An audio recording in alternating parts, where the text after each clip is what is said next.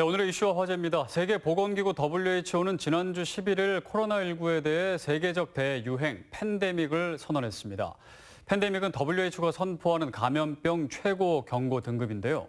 오늘 이와 관련해서 서원대학교 사회복지학부 엄태석 교수, 충남연구원 충남재난안전연구센터 조성센터장과 이야기 나눠보겠습니다. 안녕하십니까? 네, 안녕하십니까?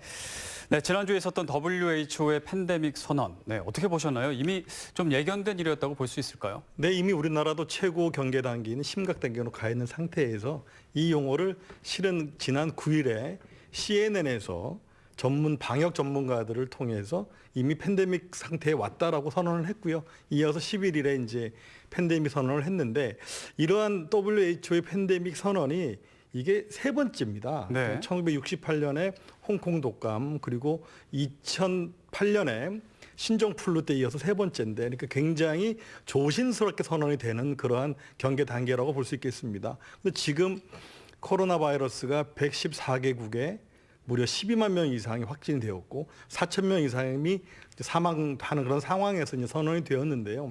우리나라 같은 경우는 이제 거꾸로 확진자 숫자는 100명 이하로 줄어들고 네. 또 이제 격리 조치가 해제된 분들은 또 그 이상 늘어나고 있기 때문에 좀 잦아드는 게 아닌가라는 생각을 하고 있습니다만 실은 소규모 집단 감염이나 해외로부터 유입 같은 상황이 아직 통제가 안 되고 있기 때문에 네. 아직 방심할 때는 아닌 것 같습니다. 네. 예.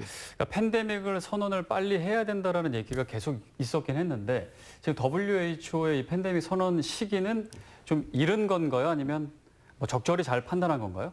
늦다 아니다 문제를 지금 이야기할 수는 없을 것 같습니다. WHO의 경우에 이런 팬데믹 선언이 있을 때 통상 그 세계적인 혼란에 우려를 하지 않을 수가 없거든요. 근데 그 팬데믹의 기준 자체는 보면 이제 그 2개 대륙 이상에서 환자들이 이제 폭증할 때 팬데믹을 선언할 수 있도록 하고 있지만 이것을 무조건 이제 그 환자 수가 늘어났다고 해서 발표하기는 좀 어려웠을 거라고 생각은 하고요. 네. 세계보건기구 차원에서 이 팬데믹을 선언할 때 그 우려하는 국가들은 사실 우리나라나 일본, 미국, 뭐 유럽의 선진 국가들의 경고하는 측면이라기보다는 네.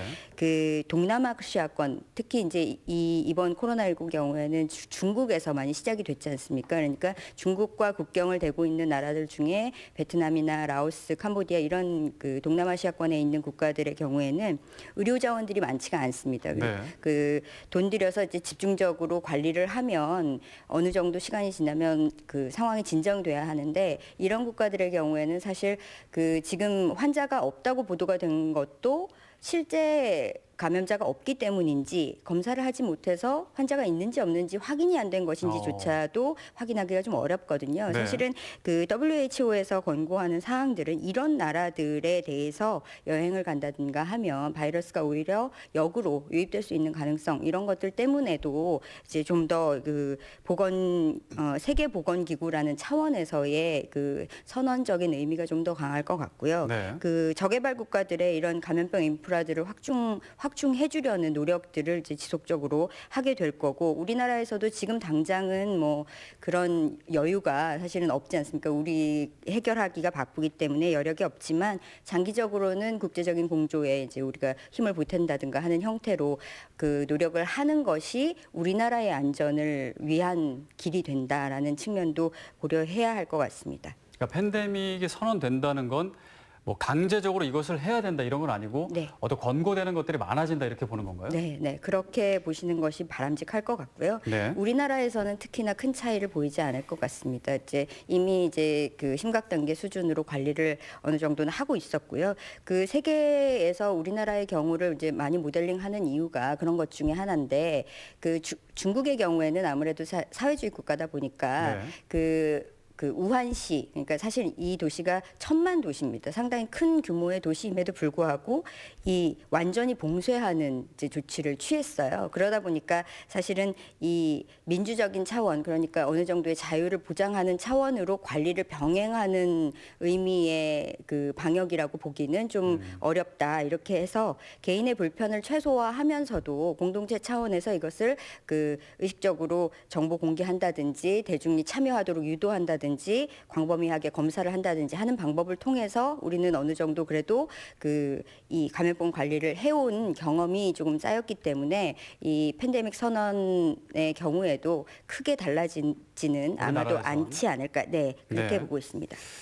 자, 지금 전국적으로는 조금 진정세고, 그런데 이제 소규모 수도권에서 집단 감염이 발생하고 있단 말이에요. 이 상황이 앞으로 계속 더 커질까요? 아니면 이것도 조금 시간이 지나면서 좀 수그러들까요?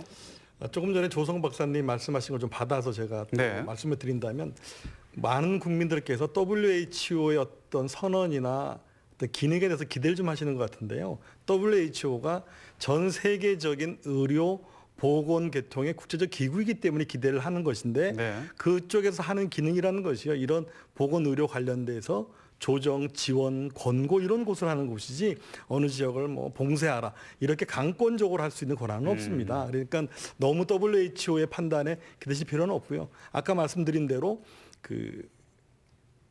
너무나 경각심이 아니라 공포심을 가질까 봐 조심스럽게 선언을 한 것이고 이것은 거꾸로 말하면 우리에게 좀 더 강한 방역 이런 것을 할 수 있는 계기로 작용할 수 있는 것이죠. 그리고 조금 전에 우리 보도를 봤습니다만 학생들이 PC방이나 노래방에서 이제 네. 감염이 된다 그러는데 사실 그런 공간들이 우리 같이 이렇게 좀 중소도시 대도시가 아닌 지역에서는 사회적 거리를 유지하기가 좀 편하고 네. 그런 반면에 대도시 같은 경우는 인구 밀도가 높고 사회적 거리를 유지하기도 어렵고 또 밀집된 공간들이 많거든요. 뭐 PC방뿐만 아니라 비행기 그리고 전철, 버스 뭐 여러 가지 뭐 예배 장소 같은 것들이 많기 때문에 네.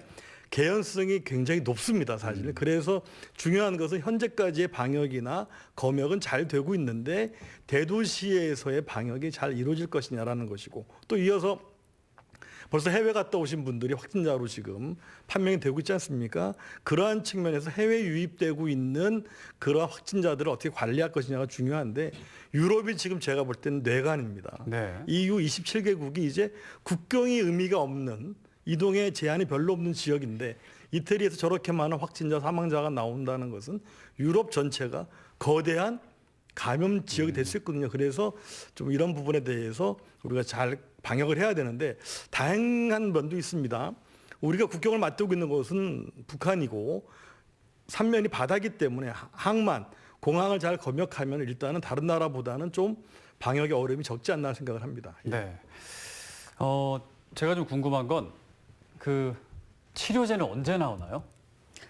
사실 네. 치료제에 관한 부분은 이 한참 감염병 연구를 하고 있을 거 아니에요? 네, 그렇다고 알려져 있습니다. 전문가들이 보도하는 바에 따라도 어떤 감염병이든지 나오게 되면 이 감염병이 사실 처음 본 감염체거든요. 네. 바이러스 자체가. 그러다 보니까 이 바이러스가 어떤 성질을 갖고 있고 감염 수준은 얼만큼이고 치사는 얼만큼이고 하는 것을 사실은 환자가 나올 때마다 배워갈 수밖에 없는 상황입니다. 네. 그래서 지금 어느 정도 확산이 좀 가라앉은 이후여야 사실은 기대할 수 있는 정도의 수준에 있다고 보시는 것이 맞을 것 같습니다. 네, 아직은 좀 기다려야 되는군요. 지금 우리나라 일단 진정세지만 세계적으로는 지금 심각한 상황이고요. 네, 이런 상황 국민들은 좀 어떻게 대비해야 되는지 좀 마지막으로 한 말씀 해주시죠. 네, 가장 중요한 것은 지금 우리 모든 전 국민과 정부 모든 노력이 코로나를 종식하는데 잠식하는데 이제 모든 관심이 집중되어 있는데 실은 코로나로 인해서 파생되는 문제가 너무나 많습니다. 뭐 보도에서 보는 것처럼 경제, 사회 모든 분야가 지금 코로나 때문에 골병이 들고 있는데 코로나를 어떻게 잘 잡느냐와 동시에 지금 일어나고 있는 경제 문제, 교육 문제, 당장 계약을 가지고 정부가 결정을 못하고 있지 않습니까? 그 이유를 대충 짐작이 가능합니다. 왜냐 그러면 19세 미만의 국민 500여 명이 벌써 확진이 됐어요. 네. 거기다가 교직원도 수십 명이 지금 확진이 되었기 때문에 이런 상황뿐만이 아니라 지금 학생들을 어떻게 지금 교육을 받고 생활할 수 있게 할 것이냐. 경제 외환위기나 글로벌 금융위기는 대기업이나 대형 금융기관으로부터 시작해서 내려왔기 때문에 실질적으로 일반 국민들이 체감하기는 좀 많은 갭이 있었는데 지금은 실물 경제가 거의 얼어 있지 않습니까? 네. 그래서 이러한 경제 위기가 굉장히 심각한데 그래서 정부와 여당 이 모든 문제를 동시다발적으로 처리해야 되는 그러한 아주 심각한 상황이 있습니다. 계약은 좀 연기되겠죠 또? 그런 얘기 많이 나오던데. 네, 짧게. 학생들의 생명을 담보로 네. 계약하기는 쉽지 않을 거라고 봅니다. 그럼 4월 계약이 좀 유력시 예, 된다 저는 그렇게 그렇게 예상합니다. 보시는군요. 예. 알겠습니다. 지금까지 엄태석 교수, 조성센터장이었습니다. 감사합니다.